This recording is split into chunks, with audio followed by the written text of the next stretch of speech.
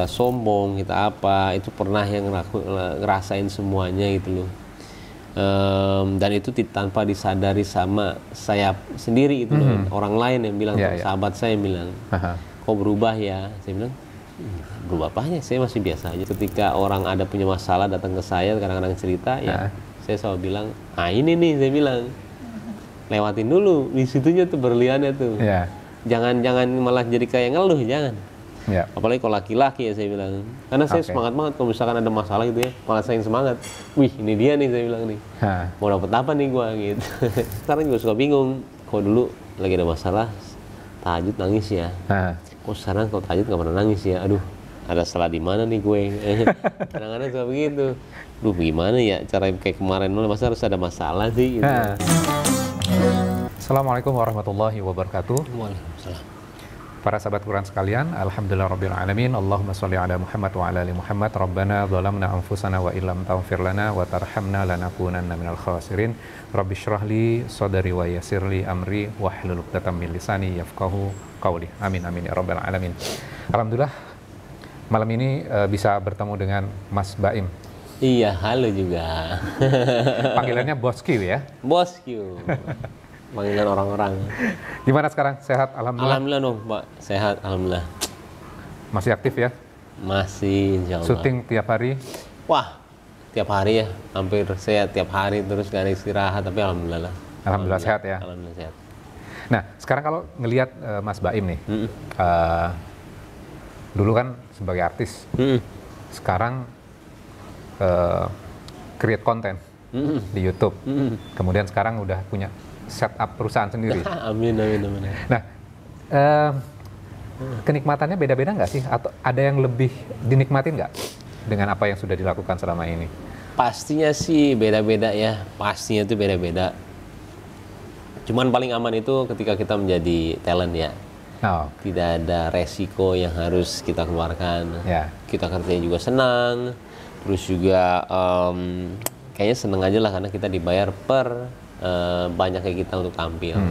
Tapi ketika kita menjadi di belakang layar, mau itu produser, mau itu jadi PH atau apapun itu ya, tanggung jawabnya gede sih, tanggung jawabnya gede dan beda sih, rasanya itu beda-beda ya. Cuman yang paling penting dari semuanya itu kita seneng lakuinnya sih ya.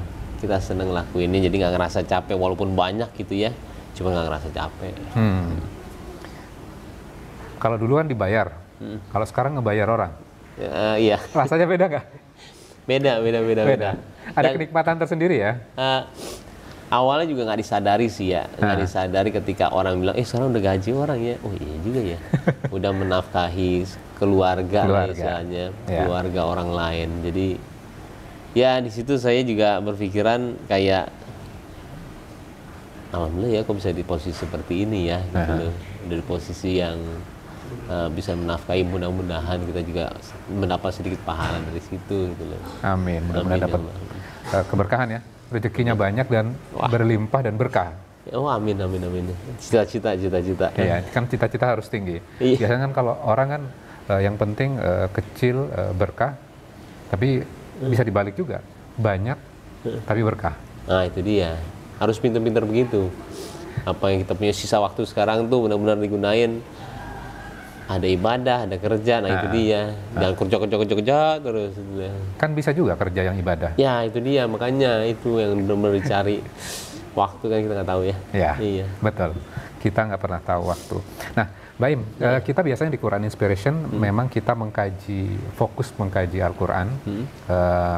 Kemudian kita akan coba explore Al-Qurannya. Tentunya bukan yang sulit ya. Iya. Mau bahasan yang sulit atau yang gampang? Yang gampang aja deh. Gampang aja. Oke. Nah, Quran ini kan biasanya kan kita membaca, kemudian pengen dapat pahala. Kemudian kadang kita berhenti sampai di situ aja. Nah, kita di Quran Inspiration itu adalah punya visi bahwa kita juga harus ngerti apa yang kita baca. Nah, tugas kita adalah ya mempelajari ini, kemudian menyampaikan kembali, kemudian tentunya melaksanakan untuk diri kita, buat keluarga, terus akhirnya berbagi kepada orang lain. Nah, kita akan belajar satu surat ini di juz ke-30. Nah, boleh minta Mbak Im untuk baca? Boleh. Kita akan belajar surat Asy-Syam nih.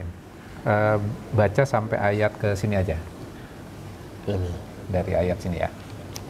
Saya pakai handphone ya karena nggak baca ininya, nggak bawa kacamatanya. Kecil banget, Pak. Iya. Berarti gue masih sehat ya.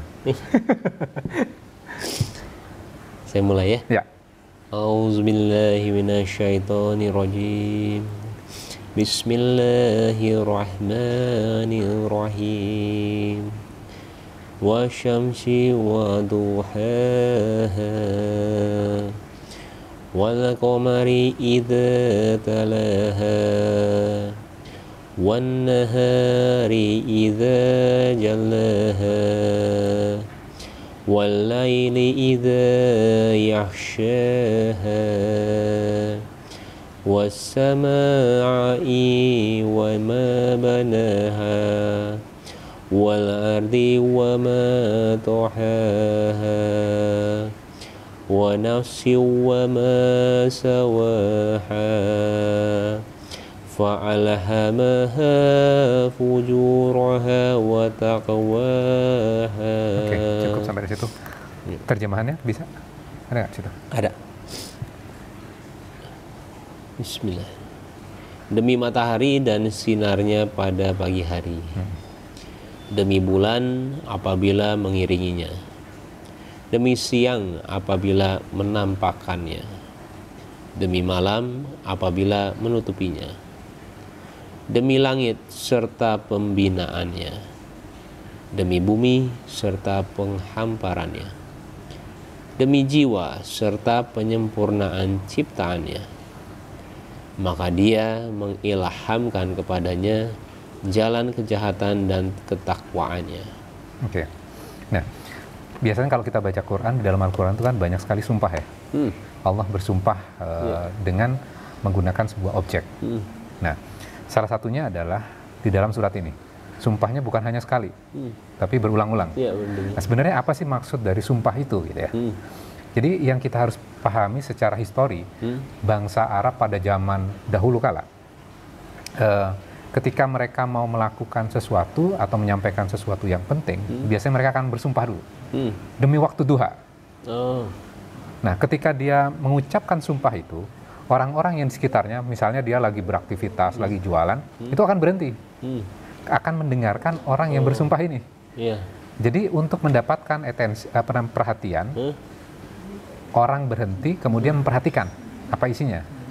Jadi satu adalah dia menggunakan satu objek sumpah. Kemudian habis itu dia akan mengatakan apa yang akan terjadi ketika waktu pagi hari. Ini pasti ada sesuatu yang penting. Nah itu, jadi ada objek sumpah, kemudian habis itu ada yang mengiringinya. Ada sesuatu yang penting ingin disampaikan. Nah itu. Nah sekarang kita lihat di dalam surat Asy-Syam ini. Allah bersumpah, wasyamsi wa duhaha, wal qamari idza talaha. Demi matahari, kemudian dan yang bersinar ketika pagi hari. Waktu duha itu kan sinar yang terang, tapi nyaman. Masih nyaman ya. Kita juga nggak terik lah ya. Nggak terik, benar. Kita masih bisa menikmati. Kemudian habis itu wal qamari idza talaha. Wal qamar, bulan yang mengiringi setelah dari matahari, sekarang bulan. Berarti ada dua objek sumpah nih. Terus kita lihat sekarang koneksinya. Wa nafsi wa ma sawaha. Kita loncat dulu ya. Wa nafsi wa ma sawaha. Dan Allah mengilhamkan pada jiwa, nafs itu jiwa. Kemudian dan penyempurnaannya. Apa sih korelasinya dua hal ini? Tadi kan kita udah belajar tuh, objek sumpah, kemudian ada sesuatu yang penting yang disampaikan. Supaya gampang gini, kasih ilustrasi ya. Kalau misalnya gini, untuk memahami wasyamsi wa duhaha wal qamari idza jallaha. Wal qamari idza talaha. Kita jalan-jalan nih ke puncak misalnya. Kemudian di situ ada air terjun. Kemudian kita menikmati air terjun itu ketika waktu pagi, waktu duha. Kita membayangkan kondisi seperti itu, kemudian waktu duha, mataharinya juga asik ya. Jadi di sela-sela daun misalkan, itu keren banget. Kita akan mengatakan, keren ya, cakep banget nih. Oke, sekarang kita geser. Ketika mataharinya udah ganti dengan bulan, gelap nih. Objeknya sama. Air terjun itu juga. Ketika malam hari, perasaan kita akan ganti nggak? Iya. Apa yang dirasain? Nah, gelap, takut. Nah, gelap, takut. Padahal objeknya sama. Sama-sama air terjun. Yang membedakan apa? Yang membedakan ada satu ada cahaya. Satu lagi nggak ada cahaya. Sehingga perasaan kita ketika ada cahaya akan beda tuh. Kita mengatakan keren ya, indah ya. Ketika nggak ada cahaya, ada rasa takut. Padahal objeknya sama. Berarti cahaya itu penting. Iya, betul. Maka Allah bersumpah di sini demi cahaya matahari dan demi cahaya bulan. Nah, sekarang kita lihat koneksinya. Wa nafsi wa ma sawwaha. Allah bersumpah manusia itu sudah diciptakan dengan kesempurnaannya. Korelasinya apa? Kadang gini misalnya. Kalau misalnya kita ngelihat seseorang, satu orang misalnya. Kadang dia ngeselin banget. Ngeselin banget sih orang ini. Kita dongkol tuh. Ini nyebelin banget, rese banget nih orang. Terus beberapa saat kemudian, setelah kita tahu kenapa sih dia kok bisa seperti itu, akhirnya kita itu, oh iya, kasihan sebenarnya orang itu. Harusnya kita bantu malah. Iya, benar. Pernah nggak ngalamin seperti itu kan? Nah, bedanya apa? Bedanya adalah satu adalah kita belum mendapatkan cahaya ilmu tentang orang itu. Kemudian sekarang kita sudah memiliki cahaya ilmu. Sehingga penilaian kita akan berbeda tuh. Betul. Nah, korelasinya tuh Im. Satu adalah pentingnya matahari untuk melihat sebuah objek dan perasaan kita akan berpengaruh. Ketika cahaya bulan, kita juga akan terpengaruh tuh. Betul. Sama ketika kita melihat manusia. Itu, ketika nggak ada ilmu tentang orang itu, atau pengetahuan kita tentang orang backgroundnya apa sih sebenarnya, ketika kita nggak tahu, kita mengatakan, rese banget nih, gue sebel banget sama dia. Kok bisa sih dia melakukan hal seperti itu? Kita kesal tuh, Im. Tapi setelah kita tahu beberapa saat kemudian, wajar sih dia sih kayak gitu sih, gitu. Kita paham gitu loh. Pernah nggak, Im, dalam hidupnya Mbak Im sampai usia sekarang mengalami hal seperti itu? Pernah banget. Malah berpikirnya juga setelah kita dia mungkin ada ngelakuin sesuatu hal yang gak enak buat kita gitu ya. Tiba-tiba kita ini dan ternyata dia masih begitu juga, malah kita kalau misalkan ada pemikiran yang istilahnya bisa ke arah ke sana, malah sebenarnya kasihan ya dia gini gara-gara ini, dia gini dulunya gini. Oh mungkin dia begini kali ya. Jadi nggak ada dendam di kita bersih, nggak ada rasa dengki. Nah itu sih saya ngerasain banget pernah. Berarti kan sebenarnya ayat ini di surat ini ya. Biasanya kan kalau kita belajar agama kan kita belajar satu topik ya. Nah di dalam surat Asy-Syam ini kita topiknya apa sih sebenarnya? Topiknya supaya kita ngerti diri kita. Oh iya. Ayat ini ngajarin tentang diri kita. Bahwa manusia itu perfect. Sempurna. Kadang kita mengatakan perfectnya di mana gitu loh. Kadang kita juga, gue sih belum baik nih. Kadang juga keselan dan segala macam, emosi dan segala macam kan. Nah, yang menarik adalah sebelum Allah mengatakan diri kita perfect, sempurna gitu ya. Allah menceritakan demi matahari, bulan, kemudian wan nahari idza jallaha, demi siang. Kemudian habis itu wal laili, demi malam. Kemudian wassama iwama banaha, demi langit. Kemudian wal ardi wa ma tohaha, kemudian demi bumi dan penghamparannya. Dan semua kan ciptaan Allah. Dan itu perfect semua kan. Dari matahari, bulan, siang, malam, kemudian langit dan bumi. Semua perfect. Terus habis itu, setelah menceritakan itu semuanya, Allah mengatakan diri kamu itu juga perfect. Manusia itu semua perfect. Itu kerennya dalam Al-Quran gitu. Terus habis itu fa'alhamaha fujuraha wa taqwaha. Dan kami ilhamkan di dalam jiwa kita itu ada dua yang seimbang. Apa itu? Satu adalah fujur, satu adalah takwa. Fujur itu apa sih? Fujur itu sesuatu yang meledak. Meledak dalam arti? Misal gini, kalau ada orang yang ngeselin, baik dengan kata-kata maupun tindakan atau komen sekarang ya, di sosial media. Nah kadang kita kan emosi tuh, diri kita itu pengen meledak dan pengen mengeluarkan, melampiaskan itu. Dan itu adalah ada di dalam setiap manusia. Kemudian satu lagi adalah takwa. Takwa itu kemampuan mengontrol diri dan terus bertarung nih. fujur gitu loh, kemudian takwa. Terus terjadi gitu loh. Dua hal ini. Nah, kadang kita misalnya gini, kita ngelihat seseorang, gue mau bantu dia tuh, ada keinginan seperti itu tuh. Tapi di satu waktu, kayaknya nggak usah gede-gede banget nih. Nah itu kan pertarungan tuh. Pertarungan antara fujur dan takwa. Kemudian kadang kita gini, ada sebuah periode di mana kita itu lepas kontrol emosi kita. Pasti kan kita pernah Baim waktu nggak semuda sekarang, nggak setua sekarang, waktu zaman muda dulu. Pasti kan ada emosinya ketika orang lain gitu kan, kesel. Nah, ada sebuah periode di mana pasti akan dengan kata-kata ngumpat, kemudian dengan action gitu ya. Dan kadang habis itu kita nyesel. Aduh, gua salah nih.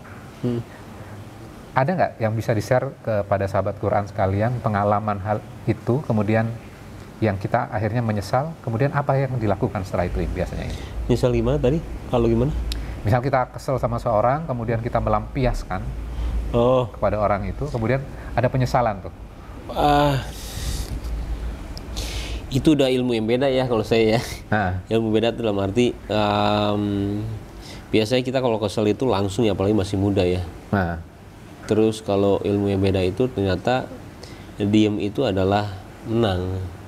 Nah itu terkadang juga orang susah untuk memahaminya ya. Tapi kalau sekarang saya sudah memahami itu sih ya. Diem adalah menang, minta maaf adalah menang. Sekarang semuanya terbalik sih buat saya. Apalagi kalau misalkan ada orang keras, kita selalu lawannya pakai lembut. Jadi kalau saya mungkin kalau dulu tidak mungkin terjadi sih, karena egonya orang itu sangat tinggi sekali ya, apalagi kalau misalkan dia tahu dia benar ya. Betul. Kita disalahin, kita tahu kita benar, pasti kita akan ada balasannya ya. Ini buktinya, ini ininya. Ternyata kalau sekarang ternyata iya yang menilai cukuplah Allah, habis itu juga tambah sabar kita tambah dapat pahala insya Allah, tambah. Tapi bukan dia menyerang kita bukan berarti kita tidak memaafkan dia. Ada baiknya kita juga mendoakan dia supaya dia mungkin dapat hidayah. Jadi semuanya tuh, tapi semua itu tidak bisa dibuat-buat ya, karena menurut saya kebaikan itu tidak bisa dibuat-buat, tidak bisa diperlihatkan, tidak bisa juga istilahnya supaya orang melihat. Itu nggak bisa sih, karena buat saya memang ternyata orang yang berbuat kebaikan aja belum tentu dapat pahala gitu loh. Jadi buat saya tuh apa yang nggak tahu ya semua orang atau nggak saya lakuin itu sampai sekarang aja saya belum tahu apakah akan mendapatkan pahala atau enggak. Jadi buat saya lebih baik saya merasa seperti itu daripada saya merasa apa yang saya lakuin saya dapat pahala. Jadi saya lebih nyaman seperti itu. Mudah-mudahan nanti juga ditimbangnya juga maunya pahalanya lebih baik daripada dosanya. Tapi untuk sekarang lebih memilih saya orang yang kayak berpikiran, aduh diterima nggak ya sholatnya, diterima nggak ya ininya, daripada kita udah merasa udah baik, pasti keterima dan pasti masuk surga gitu kan. Iya, punya uang banyak, udah gue ini, habis itu gue gini deh, gue nakal nggak apa-apa, yang penting kan gue udah nih ininya, gitu. Kayak orang kan banyak sekarang Indonesia istilahnya orang-orang, apalagi orang-orang yang punya duit ya. Terkadang saya juga suka sedih kalau misalkan membandingkan dengan seperti itu, karena berbuat baik itu tidak bisa diartikan sebenarnya sih, cuman Allah doang sih bisa ngartiin ya. Karena mengerikan, berbuat baik aja bisa membuat kita itu sombong ya. Betul. Dengan dipuji, dengan apapun itu gitu loh. Menurut saya kalau misalnya dunia itu memang semuanya permainan ya. Iya, semuanya permainan kayak yang game overnya nanti kita lihat nanti masuk surga atau neraka, tapi permainannya ini Allah membuatnya benar-benar semuanya kita sendiri pun juga nggak tahu apakah benar atau enggak ya. Gitu. Nah, yang menarik adalah tadi Mbak Im cerita bahwa sekarang di posisi yang sekarang ini melihatnya dengan sesuatu yang berbeda. Jadi kalau ada orang marah, kita mending diam kan. Nah, pastinya kan sebelum kita mendapatkan ilmu itu tuh, kita akan beda nih, respon kita, reaksi kita akan beda. Nah, perubahan mendapatkan itu sejak kapan sih? Terus apa yang menstimuli kemudian akhirnya berubah penilaian terhadap sebuah masalah gitu? Satu pasti pengalaman, karena dulu juga pernah merasakan merasakan sindrom pernah, sindrom keartisan pernah, kita sombong, kita itu pernah yang ngerasain semuanya gitu loh. Dan itu tanpa disadari sama saya sendiri itu loh. Orang lain yang bilang, sahabat saya bilang, kok berubah ya? Saya bilang, berubah apanya? Saya masih biasa aja. Tapi ternyata memang iya ya. Dan sekarang ada di posisi seperti ini juga, saya selalu bilang posisi seperti ini kayak misalnya, YouTube lo hebat ya ini. Saya selalu bilang titipan, saya bilang. Karena titipan itu, saya bilang kalau YouTube itu tangan manusia juga, yang buat manusia suatu saat juga bisa hilang. Kalau itu hilang, ketika saya bilang itu titipan, saya tidak akan merengek-rengek untuk istilahnya nangis untuk kehilangan itu, karena itu saya bilang titipan. Yuk kita buat apa lagi ya setelah ini. Dan saya itu berlaku di semua barang saya sih ya, dari jam, dari apa. Makanya Paula kadang-kadang kaget kalau misalnya saya kehilangan barang, kok kamu kehilangan barang kok gini aja sih. Ya udah, mau diapain lagi, saya bilang. Kayak nggak ada emosinya ya? Nggak ada. Mau diapain lagi? Ya hilang lah. Terus kita doain aja, misalkan diambil sama orang, mudah-mudahan emang rezeki buat orang itu. Kalau misalkan kita mah ya hilang aja. Istilahnya ya sudah, jangan, ya itu kan titipan doang. Jangan jadiin semua itu kayak milik kamu. Yang ada nanti malah kehilangan jabatan, kehilangan tahta, kehilangan apa, semuanya malah ini. Tapi di samping itu semua juga saya punya prinsip juga. Saya tidak pernah berpikiran kalau di prinsip saya roda itu berputar. Saya nggak pernah, karena kenapa? Saya tidak mau menjadi alasan ketika saya nggak berhasil. Kan roda berputar. Itu saya tidak mau. Saya lebih istilahnya, apalagi yang mau saya lakuin ya. Apalagi karena cita-cita saya, kalau misalnya dibilang juga, kayaknya masih banyak dari cita-cita saya dalam segi agama, ibadah, atau nggak juga pekerjaan ya. Terlalu saya bilang kalau misalkan saya kan roda berputar itu, titik save-nya orang aja ketika dia ada di titik yang dia tidak mau ya. Dan saya tidak pernah istilahnya mau seperti itu. Nah, kembali ke sini sih, kalau titik saya balik untuk menjadi seperti itu, terkadang saya pun tidak tahu ya, tapi semuanya sih sebenarnya nggak bisa diomongin ya. Nggak bisa diomongin karena tiba-tiba aja kita punya perasaan ini.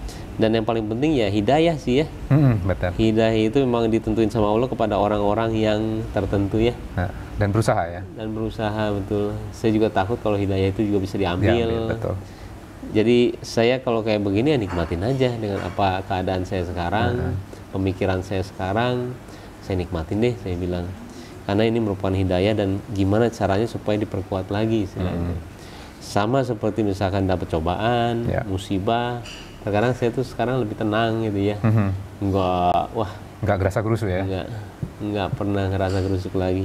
Selalu dalam arti tenang itu, kayak misalkan ngelakuin bisnis baru, tiba-tiba ada masalah gede gitu ya. Alhamdulillah saya bilang, mending kayak begini sekarang. Karena kalau misalnya kayak gini sekarang, kesananya pasti ngelusuh. Daripada sekarang mulus terus, tiba-tiba di sananya unlock. Jangan, saya paling suka yang begitu-gitu. Dan itu saya memang, karena saya udah pengalaman sih ya, pengalaman banget di pekerjaan saya, di jodoh juga, terus habis itu di agama, semuanya sudah saya alamin sih ya, naik turunnya. Jadi sekarang tuh kayak di posisi ini, kalau saya dulu mungkin saya akan sombong banget kali istilahnya. Pasti, tapi kalau sekarang rasanya sama aja gitu loh. Sama aja ya? Sama aja, sama banget. Mau sukses, mau jatuh, sama ya? Sama. Dikasih rezeki maupun dikasih ujian, sama banget. Jadi gimana caranya? Pokoknya memang benar ya, Allah nggak pernah ngasih kita cobaan yang melebihi kita ya. Karena saya udah pernah di bottom tuh beberapa kali lah, yang udah istilahnya, aku bisa nggak ya? Udah beberapa kali. Jadi ketika orang ada punya masalah datang ke saya, kadang-kadang cerita ya. Saya selalu bilang, ini nih, saya bilang, lewatin dulu, di situnya tuh berliannya tuh. Jangan malah jadi kayak ngeluh, jangan. Apalagi kalau laki-laki ya, saya bilang, harus tahu solusinya. Ini malah ini titik baliknya nih, saya tahu gitu. Karena saya semangat banget kalau misalkan ada masalah gitu ya, malah saya semangat. Wih, ini dia nih, saya bilang nih. Mau dapet apa nih gua gitu. Oke, menarik. Ntar kita bahas ya itu ya. Boleh. Nah, terus kita lanjut ini. Fa'alhama fujuraha wa taqwaha. Allah ilhamkan di dalam setiap orang itu, setiap jiwa. Fujur tadi ya.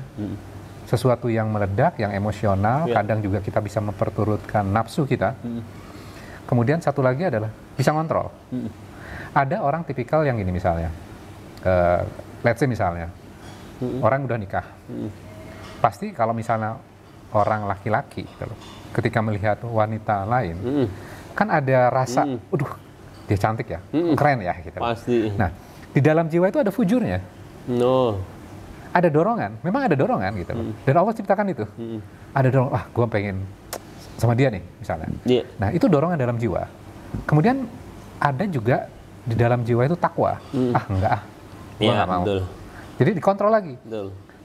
Emosinya jadi tenang, cool gitu, kalem. Tapi ada tipikal gini. Ada orang, kemarin gue baru diceritain tuh. Satu-satu dulu. Ada orang yang dia baru ngerasa tertarik nih. Terus habis itu dia ngerem. Enggak, ini nggak baik. Pada saat itu, selesai, beres. Ada orang yang setelah ada dorongan, dia melakukan kesalahan. Aduh, gua salah nih. Gua nggak mau terlalu jauh. Akhirnya dia, sorry ya, gua nggak bermaksud seperti itu. Nah, dia kontrol. Ada orang yang tipikalnya dia, kemarin baru diceritain, waktu muda, dia selingkuh. Selingkuh terus bertahun-tahun, kemudian sekarang usianya hampir 50, terus habis itu dia nyesel. Kenapa nyesel? Dia kehilangan istrinya, anak-anaknya juga meninggalkan dia. Baru pada saat itu dia nyesel. Jadi ada orang yang tipikalnya dia langsung bisa kontrol, ada dia melakukan kesalahan kemudian dia sadar, aduh sorry ya, minta maaf ya, kemudian dia istighfar. Ada yang berpuluh-puluh tahun baru dia sadar. Ya kan? Jadi ada orang tipikal yang seperti ini. Maka bagian berikutnya, qad aflaha man zakkaha. Maka beruntunglah orang-orang yang menyucikan jiwanya. Ada yang langsung menyucikan, baru ada orang yang puluhan tahun kemudian baru dia menyucikan jiwanya. Kan ada model seperti itu ya. Jadi kalau kita tahu ayat ini, kita akan paham bahwa manusia itu pertempurannya beda-beda, battle-nya beda-beda. Betul. Ada orang langsung bisa kontrol, ada yang lambat kontrolnya. Baru belakangan dia nyesel.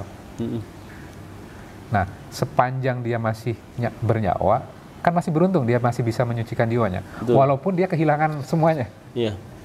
Terus wa qad khaba man dassaha, dan merugilah orang-orang yang mengotori jiwanya. Nah, ini kan pertarungan kita terus seperti itu tuh. Jadi kalau kita paham ini, nyambung sama Mbak Im tadi, kalau kita paham misalnya tentang diri kita, setiap manusia ya, ada orang yang nggak bisa kontrol emosinya. Akhirnya kan kita malah kasihan ya, aduh dia kasihan ya, harusnya dibantu, yang tadi Mbak Im ceritakan. Kita paham kenapa dia melakukan seperti itu. Jadi ketika kita paham ayat ini, surat ini ya, kita itu jadi lebih bijak kali ya, punya wisdom untuk melalui kehidupan kan. Nah, jadi bagaimana kedahsyatan Al-Quran ya, kalau kita pelajari, kemudian kita gabungkan dengan pengalaman hidup. Mungkin Baim 25 tahun ketika waktu masih muda beda dengan yang sekarang kan. Karena kematangannya juga akan berbeda. Apalagi setelah kita memahami Al-Quran ini. Nah, terus ini terakhir ya ini. Tadi kan Baim ngomong tentang ini sebenarnya di luar pembahasan kita, tapi nyambung Baim tadi nyebutin, ada sebuah ayat yang menarik nih.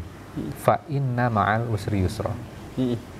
Maka sesungguhnya kemudahan bersama kesulitan. Jadi aku terjemahin berdasarkan struktur bahasa Arabnya ya. Sesungguhnya kemudahan bersama kesulitan. Karena kita nggak bahas konsep nahwunya, struktur bahasa Arabnya nggak. Allah menekankan sesungguhnya kemudahan bersama kesulitan. Jadi ketika Allah mendatangkan kesulitan itu, sebenarnya pengen mendatangkan kemudahan. Tadi kan Baim cerita tuh, pas langsung ingat ayat ini nih. Bener. Jadi kan nggak mungkin, kita mau enaknya, enak terus. Tapi kesulitan itu untuk Allah mendatangkan kemudahan. Jadi satu paket sebenarnya. Kalau mau kemudahan, ini ada kesulitan dulu dong, gitu loh. Jadi tadi Baim cerita, wah kesulitan, ini pasti ada apa nih? Iya, selalu benar. Ternyata Allah sudah kasih formulasinya di dalam Al-Quran ini. Hebat ya? Hebat Allahnya kan? Nah kadang gini, kita itu tertarik dengan kehidupan, kemudian akhirnya kita bikin formulasi sendiri. Padahal di dalam Al-Quran itu, kalau kita paham, oh ternyata gitu ya. Ternyata belajar agama, belajar Islam itu, di dalam Quran itu ternyata nggak sulit loh. Iya. Dan kita bisa apply dalam kehidupan gitu. Jadi kalau kita ada masalah, pasti ada kemudahan. Betul. Nah paradigmanya kan geser nih. Sesungguhnya kemudahan bersama kesulitan. Jadi kalau ada kesulitan, bukan dilihat kesulitannya. Tapi yang dilihat ini, apa ini kemudahannya? Iya. Pasti ini ada kemudahan. Nah seringkali kan kalau kita ini terlatih melihat apa ya? Melihat problem. Betul, kesulitan. Masalahnya kecil, tapi kita gede-gedein. Akhirnya kita nggak fokus kepada solusi, tapi fokus kepada masalah. Makanya kan seringkali kan kalau teman curhat itu curhatnya curhat masalah. Kadang di sosmed, di sosial media itu pamer. Pamernya apa? Bukan pamer kesuksesan, pamer kesulitan. Betul, iya benar juga. Iya benar juga. Curhatnya curhat kesulitan. Gua gini-gini, tapi kok dipamerin gitu loh. Bener. Nah, kalau kita lihat ayat ini, kita akan lebih nyaman. Apapun masalahnya, pasti itu ada kemudahannya. Betul. Dan akhirnya apa? Kalau kita misalnya gini, pernah nggak Mbak Im ngerasain gini? Kalau lagi susah-susahnya nih, masalahnya gede banget gitu. Sholat jadi nyaman. Oh iya pasti. Kalau nggak ada masalah gitu, sholat kayaknya biasa aja tuh. Jadi kemudahannya itu kita mendekat kepada Allah. Jadi kita jadi lebih tenang tuh. Ya itu ya benar. Pernah nggak merasakan kesulitan dalam kehidupan Mbak Im, terus akhirnya pas dibawa ke sholat itu plong? Ada kalau sholat itu khusyuk banget. Iya. Pernah nggak ngalami hal seperti itu? Sering ya? Sering. Malah kadang-kadang sekarang juga suka bingung. Kalau dulu lagi ada masalah, tahajud nangis ya. Kok sekarang kalau tahajud nggak pernah nangis ya? Aduh, ada salah di mana nih gue? Kadang-kadang suka begitu. Duh gimana ya cara kayak kemarin, masa harus ada masalah sih gitu. Kadang-kadang begitu, kadang-kadang suka mempertanyakan seperti itu, karena nikmat banget sih emang ketika kita nyatu banget ya. Kalau sholat tuh enak banget sih, tapi bingung juga sih makanya. Jadi kan yang tadi pas bahasan pertama tadi ya, kesulitan itu kan sebenarnya bagian dari rezeki. Kalau kita ngomong seperti ini kan, loh kok bisa kesulitan bagian dari rezeki? Rezekinya tadi ketika sholat kita dibuat nyaman. Iya. Tapi kadang kalau misalnya nggak ada apa-apa, sukses bisnis jalan, syuting juga lancar gitu loh. Iya. Jadi kita, wah nggak ada apa-apa nih. Iya. Sholat juga biasa aja, plain aja. Tapi ketika ada masalah, malah khusyuk. Nah itulah rezekinya. Betul. Kapan kita mendekat kepada Allah kan? Makanya di ayat ini nih diulang 2 kali tuh. Fa inna ma'al usri yusra, inna ma'al usri yusra. Kenapa sih kok diulang 2 kali nih? Sama misalnya Mbak Im ngomong sama istri nih. Nanti dikerjain ya, gini. Nanti kerjain ya. Nanti dikerjain ya. Kenapa sih ngomong 2 kali? Iya. Penting berarti. Penting. Urgent. Sehingga harus diulang 2 kali. Nah, ini Allah yang ngomong. Jangan sampai gagal fokus loh ya. Bahasa sederhananya gitu. Sesungguhnya kemudahan bersama kesulitan. Diulang lagi. Sesungguhnya kemudahan bersama kesulitan. Iya, benar. Kenapa diulang 2 kali? Manusia itu suka lupa. Iya. Fokusnya ke masalah aja. Padahal itu ada kemudahan. Ketika kita nggak fokus kepada kemudahan, akhirnya kita nggak dapat solusinya. Betul. Ya sama dengan Mbak Ai misalnya. Kalau dulu artis tadi aman karena bulanan aman. Iya. Tapi kalau sekarang menjalankan bisnis, ini gimana supaya berpikir berjalan terus gitu. Bisa gaji orang kan? Iya, berarti harus jalan terus proyeknya nih. Benar. Makanya di ayat ini penghujungnya wa ila rabbika farghab. Maka kepada Tuhanmu kamu berharap.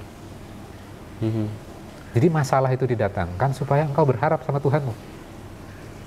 Iya benar. Benar kan? Benar. Kalau nggak ada masalah kita jadi nggak berharap, nggak minta. Iya. Nah, ketika kita mengalami ini gitu, akhirnya apa yang tadi Mbak Im cerita, kalau pas sholat malam gitu ada masalah, enak nih mintanya, khusyuknya enak gitu loh, nangisnya enak. Kalau nggak ada masalah, kemudian nggak nangis gitu.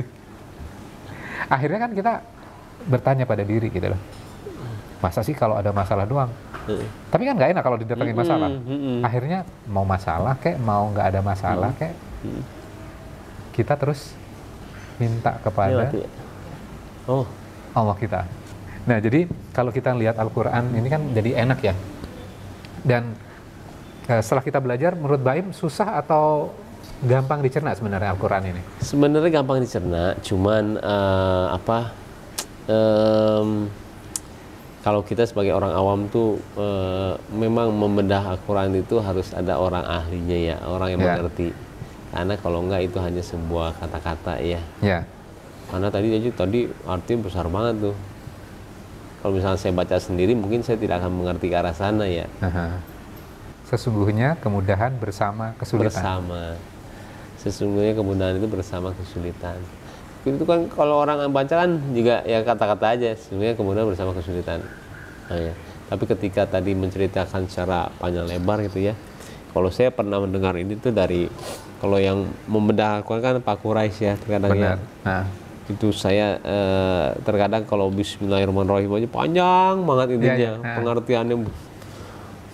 Saya bilang hebat ya orang penafsir Quran ya, saya bilang. Jadi kita malah mengertinya jauh ya. Dan ternyata memang kalau Allah bilang ya ini yang membuat Allah. Nah, kalau misalnya kamu bisa membuat satu ayat pun silakan. Karena memang sebenarnya benar, kita tidak akan bisa mengerti benar-benar gitu loh, terlalu banyak rahasianya dalam sana. Iya, betul sekali. Jadi kan memang kita juga belajar Quran ini terus belajar kan, terus belajar kan, tafsir itu kan banyak banget ya. Tafsir itu banyak banget, dan setelah kita belajar kemudian kita coba menginternalisasi, dan memang PR selanjutnya gimana cara menyampaikan secara sederhana. Jadi tugas kita, kalau gue sih bukan ustadz. Gue punya ustadz yang ngajarin, tapi kalau kita balik lagi kepada Al-Quran, Ar-Rahmanu 'allama Al-Quran. Ar-Rahman, Allah yang mengajarkan Al-Quran. Melalui siapa? Ya melalui ustadz kita. Jadi yang ngajarin siapa? Yang ngajarin adalah Allahnya. Sehingga kekaguman kita itu bukan kepada sosok ustadznya. Kekaguman kita itu kepada Ar-Rahmannya yang sudah mengajarkan kepada kita melalui ustadz kita. Nah, seringkali kan kalau di sosmed itu yang bangga-banggaan ustadznya, gue ustadz gue loh. Kok malah jadi berantem sama-sama muslimnya. Padahal kan yang diagungkan, yang dikagumi adalah Allahnya, yang diagungkan adalah Al-Qur'annya. Betul. Allah sudah menurunkan Al-Qur'an ini, kemudian membuat ustadz kita bisa mengajarkan ini kepada kita, sehingga kita ngerti, oh ternyata tujuan hidup kita ini ya. Gitu. Oke, kira-kira seperti itu. Malam ini udah panjang ya. Terima kasih loh, banyak pelajarannya juga. Oke, mungkin sebagai penutup, kalau kita sudah belajar tentang surat Asy-Syam ya, surat Asy-Syam ini, apa sih kesimpulannya? Kesimpulannya itu Allah mengatakan bersumpah demi universe, alam semesta, dan semuanya perfect. Matahari, bulan, siang, malam, langit dan bumi. Kemudian habis itu diceritakan tentang diri kita. Kita itu juga perfect. Perfectnya apa? Ada fujur dan takwa. Siapa orang-orang yang beruntung? Orang-orang yang beruntung adalah orang-orang yang menyucikan jiwanya. Yang rugi itu siapa? Orang-orang yang perturutkan nafsunya. Jadi dia dikendalikan sama nafsunya. Kayak kuda itu harusnya kan ditarik, kadang dilepasin, kadang tarik, kadang lepasin. Kalau dilepasin, kuda itu akan lari liar ke kanan ke kiri. Nah, kita itu jangan sampai dikendalikan oleh nafsu kita. Kontrol. Tapi ada orang yang lepas kontrol, tapi nanti belakangan dia narik. Tugas kita adalah, ya kita doakan saja. Ya, supaya cepat-cepat. Ya kan, doakan dan nggak usah baperan lah. Iya. Ya kan? Ya. Kadang kan di sosmed dia balas ini, kita kesel lagi. Emosi lagi. Kalau kita tahu ayat ini, kita nggak usah baperan. Kemudian yang terakhir, fa inna ma'al usri yusra. Sesungguhnya kemudahan bersama satu paket dengan kesulitan. Sesungguhnya kemudahan satu paket bersama kesulitan. Mudah-mudahan Allah berikan kemudahan buat kita. Terakhir mungkin sebagai penutup dari Baim Wong buat para sahabat Quran. Kalau saya sih lebih ke arah saling, kalau seperti ini, tayangan seperti ini ada baiknya juga kita saling mengingatkan ya, saling belajar sama-sama, bukannya menggurui atau nggak apa, tapi saling mengingatkan. Dengan adanya medsos atau nggak online juga, itu berarti dakwahnya bisa lebih luas. Jangan disalahgunakan dengan suatu hal yang negatif. Insya Allah ini bertambah maju ya channelnya, amin insya Allah. Dan doa saya juga buat Mas Alam juga, semoga amal ibadahnya untuk mengajar kepada orang lain juga tambah ya. Amin. Amin, amin. Terima kasih doanya. Tapi nggak kapok-kapok kan? Nggak kapok kan kalau misalnya... Banyak ilmunya gini. Banyak ilmunya, banyak banget. Oke, terima kasih buat Mas Baim dan buat para sahabat Quran sekalian. Mudah-mudahan kita bisa mengambil inspirasi dari tayangan ini, dan mudah-mudahan kita makin cinta kepada Al-Quran, makin cinta kita kepada Rasul, makin cinta kita kepada Allah kita. Dan kita dipersatukan dengan keimanan, dan kita saling mencintai kepada semua manusia, maupun baik yang seakidah maupun yang beda keyakinan. Mudah-mudahan Allah pertemukan kita semuanya di dalam surganya, dan Allah berikan kesehatan kepada kita dari sekarang ya, penyakit corona yang luar biasa. Mudah-mudahan Allah lindungi kita semuanya, dan mudah-mudahan kita doakan juga saudara-saudara muslim kita yang sekarang diuji dengan penyakit corona. Mudah-mudahan Allah berikan kesembuhan, dan kita juga berdoa mudah-mudahan saudara-saudara kita yang meninggal dunia, Allah ampuni segala dosa-dosanya. Yang meninggal dunia, Allah ampuni segala dosa-dosanya, dan Allah berikan kenikmatan di dalam kubur, dan kelak dimasukkan ke dalam surganya. Amin, amin ya rabbal alamin. Terima kasih. Kita tutup dengan doa kafaratul majelis. Subhanakallahumma wa bihamdika, asyhadu an la ilaha illa anta, astaghfiruka wa atubu ilaik. Mohon maaf jika ada yang kurang berkenan. Wabillahi taufiq wal hidayah. Wassalamualaikum warahmatullahi wabarakatuh. Waalaikumsalam.